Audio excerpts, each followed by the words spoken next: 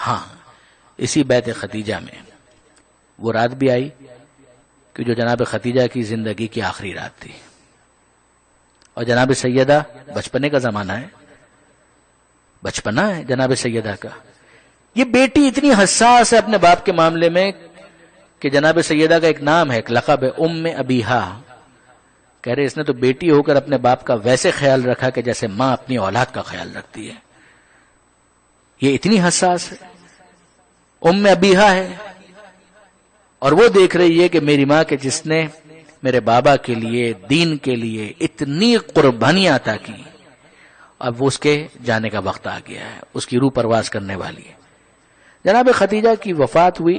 جناب خدیجہ شہادت بھی کہہ سکتے ہیں. 3 سال شیب ابی طالب کے اندر جو سختیاں بی بی نے برداشت کی ہیں، بلکہ بعض علماء تو یہاں تک کہتے ہیں کہ وہیں پر غذا کی قلت کے بعد یہ کیفیت ہو گئی تھی کہ ایک جڑی بوٹی کو بطور غذا استعمال کیا، جس کے اندر بظاہر زہر تھا، کہ جس کا نتیجہ یہ نکلا کہ جناب خدیجہ کی صحت گرتی چلی گئی. اور پھر وہ شب آ گئی کہ جس کو یاد کرنے کے لیے آپ یہاں پر اس وقت موجود ہیں، کہ جناب خدیجہ سلام اللہ علیہا رخصت ہو رہی ہیں، اس دنیا سے جا رہی ہیں. پیغمبر اکرم اپنے سامنے دیکھ رہے ہیں کہ یہ میری محسنہ، یہ اسلام کی محسنہ، یہ اسلام کو پالنے والی ہے، جس نے اپنی دولت اسلام کی نظر کر دی، وہ اس دنیا سے جا رہی ہے. کوئی پوچھے جناب ختمی مرتبت کے دل پر کیا گزر رہی تھی؟ ساری زندگی بعد میں جہاں سے بات شروع ہوئی تھی کہ پیغمبر اکرم نے یاد کیا ہے، حکم پروردگار تھا کہ اما بنعمت ربک فحدث، اے حبیب جو آپ کے رب کی نعمت آپ کے اوپر آئی ہے آپ اس کو بیان کرتے رہیے. لہذا پیغمبر اکرم جناب خدیجہ کو بعد میں ہمیشہ یاد کرتے رہے. یہ جناب خدیجہ کی وفات ہو رہی ہے، جناب سیدہ ساتھ میں بیٹھی ہوئی ہیں، کھڑی ہیں، آنکھوں میں آنسو بھی ہے. جناب خدیجہ کا جنازہ تیار ہوا، جنت المالا تک لے کر جانا، درمیان میں سوق اللیل وہ بازار پڑتا ہے کہ جس کے آثار بھی اب تو ختم ہو گئے. اس بازار سے گزار کر پیغمبر اکرم اس جنازے کو لے کر گئے. جناب امیر بھی ساتھ میں، بعض جو قریبی ساتھی ہیں وہ بھی ساتھ میں ہیں، اور جناب ختمی مرتبت جنت المالا میں اپنی اس محسنہ زوجہ کو دفن کر کے واپس آئے. وہاں گھر میں اسی بیت خدیجہ میں آپ کی اور میری شہزادی جناب سیدہ منتظر ہیں. یاد تو آ رہی ہے ماں کی. پیغمبر اکرم کو دیکھا کہ جنازہ لے کر گئے ہیں اور تنہا واپس آئے تو ایک سوال تو پوچھنے کا حق بنتا ہے نا، بابا یہ تو بتائیے میری ماں کہاں ہے، بابا یہ تو بتائیے میری ماں کو کہاں لے گئے. اب آپ دیکھیے کہ واقعاً جناب سیدہ جب یہ جملہ کہہ رہی ہیں تو پیغمبر اکرم کیا کریں گے؟ سینے سے لگائیں گے، سر پر ہاتھ رکھیں گے شفقت بھرا، اور کہیں گے فاطمہ پریشان مت ہو، کیا ہوا؟ اگر ماں نہ رہی تو کیا ہوا، میں تو موجود ہوں. اسی طریقے سے اگر کسی کی ماں اس دنیا سے رخصت ہو جائے، کسی کا باپ اس دنیا سے رخصت ہو جائے، اسی طرح سے اسے دلاسا دیا جاتا ہے نا. مگر اے فاطمہ زہرا آپ پھر بھی خوش نصیب ہیں کہ اگر گھر سے ماں کا جنازہ نکلا ہے تو اتنی محبت کرنے والا رحمت للعالمین باپ سر پر ہاتھ رکھنے کے لیے موجود ہے. مگر بی بی کیا آپ نے کربلا میں سکینہ کا حال نہیں دیکھا؟ کیا اس کی کیفیت سے آپ واقف نہیں ہیں؟ نہیں برادران عزیز، میں کوئی تفصیل بیان نہیں کرنا چاہ رہا جناب سکینہ کی، میں تو فقط آپ کے ذہنوں کو متوجہ کر رہا ہوں کہ واقعاً وہ بھی تو ایک انداز ہے کہ ادھر باپ کا جنازہ سامنے آ رہا ہے اور کوئی دست شفقت پھیرنے والا نہیں ہے، بلکہ تماچے لگانے والے ہیں، گوشوارے چھیننے والے ہیں. مگر آئیے، نہیں میں یہاں پر آپ کو مزید نہیں روکوں گا، آگے بڑھیے. یہ جناب خدیجہ جن کے اتنے احسان ہیں، ایک اس بی بی کو فرض کریں اور ایک اس بی بی کو فرض کریں کہ جس کو پیغمبر کہا کرتے تھے یا امی بعد امی، اے میری ماں کے بعد میری دوسری ماں. وہ کون ہے؟ بنت اسد، جناب فاطمہ بنت اسد، جو مولا کی والدہ ہیں، پیغمبر کی چچی ہیں. یہ خدیجہ کے احسانات یہ آپ کے سامنے ہیں. وہ جناب بنت اسد جنہوں نے پیغمبر اکرم کو پالا ہے، کہتے ہیں میری ماں کے بعد میری دوسری ماں. اور ان دونوں کی کیفیت کیا ہے؟ دیکھیں برادران عزیز، 2 روایتیں مجھ سے سنیے اور پھر میں آپ سے اجازت لے لوں.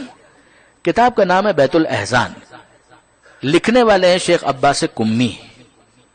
شیخ عباس کمی نے چھٹے امام کی یہ حدیث نقل کی. وہ کہتے ہیں کہ چھٹے امام نے آنسوؤں کے ساتھ ایک جملہ کہا کہ تمہیں معلوم ہے کہ قیامت کے میدان میں پہلا مقدمہ کس کا پیش کیا جائے گا؟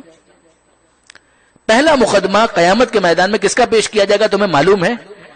چھٹے امام کہتے ہیں کہ وہ آنکھیں ٹھنڈی نہ ہوں جو اس روایت کو سنے اور ان آنکھوں میں آنسو نہ ہوں. آپ جانتے ہیں کہ میں سخت جملے کہنے کا عادی نہیں ہوں، مگر یہ چھٹے امام کے جملے ہیں. بیت الاذان شیخ عباس قمی کہتے ہیں، لوگوں نے کہا نہیں مولا ہمیں نہیں معلوم پہلا مقدمہ کس کا پیش ہوگا. ذہن میں آتا ہے نا کہ شاید علی اکبر کا مقدمہ پہلے پیش ہوگا، عباس کا مقدمہ پہلے پیش ہوگا، خود امام حسین کا مقدمہ پہلے پیش ہوگا، مگر نہیں. چھٹے امام کہتے ہیں پہلا مقدمہ زہرا کے اس لال کا پیش ہوگا جسے اس دنیا میں زندہ آنے کا بھی موقع نہیں ملا. وہ محسن کا مقدمہ ہوگا. اور محسن کا لاشا لے کر کون آئے گا؟ محسن کا لاشا لے کر آئیں گی جناب خدیجہ اور جناب بنت اسد. یہ دونوں بیویاں کہ جن کا اسلام پر احسان ہے، رسول پر احسان ہے، یہ دونوں بیویاں اس ننھے شہید کا لاشا لے کر آئیں گی اور کہیں گی کہ اے پروردگار، کیا زہرا کے اس لال کو دنیا میں آنے کا حق نہیں ملنا چاہیے تھا؟ یعنی جناب خدیجہ کو حق ہے یا نہیں کہ وہ کہیں کہ اے پروردگار میں نے اپنا سب کچھ تیرے دین پر نثار کر دیا، کیا امت کو یہی سلوک کرنا چاہیے تھا میری زہرا کے محسن کے ساتھ؟ اسے زندہ بھی اس دنیا میں نہیں آنے دیا گیا. مالک اس مقدمے کا فیصلہ ہم چاہتے ہیں. جناب بنت اسد کہیں گی گویا کہ اے پروردگار تیرا حبیب مجھے اپنی ماں کہا کرتا تھا، میرے علی کے لال کے ساتھ یہی ہونا چاہیے تھا.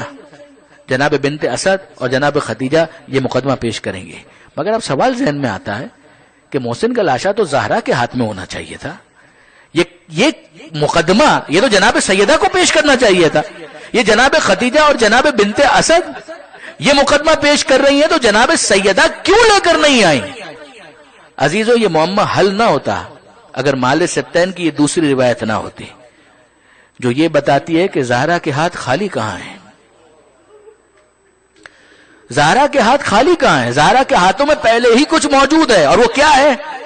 روایت کا جملہ یہ ہے کہ اذا کان یوم القیامہ، کہ جب قیامت کا دن ہوگا، واشتد الامر علی الناس، اور لوگوں پر معاملہ بہت سخت ہو جائے گا، بعث رسول اللہ امیر المومنین الی فاطمہ، اس وقت اللہ کا رسول کہے گا علی جاؤ فاطمہ زہرا کے پاس تاکہ وہ مسند شفاعت پر آئیں اور لوگوں کی شفاعت کے لیے خدا سے درخواست کریں. اس وقت مولا آئیں گے اور جناب سیدہ سے کہیں گے مد دخرت لاجل هذا المقام، اے زہرا یہ امت کی شفاعت کا موقع ہے، کوئی سامان شفاعت بھی ہے، کچھ سامان شفاعت بھی ہے.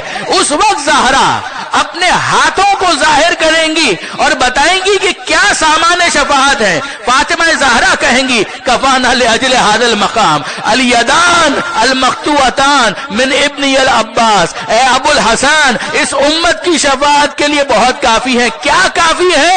الیدان، دو ہاتھ بہت کافی ہیں. کون سے ہاتھ؟ المقطوعتان، کٹے ہوئے دو ہاتھ بہت کافی ہے. یہ دو ہاتھ کس کے ہیں؟ زہرا کہیں گی من ابن العباس، ارے یہ میرے بیٹے عباس کے دو کٹے ہوئے بازو امت کی شفاعت کے لیے بہت کافی ہے.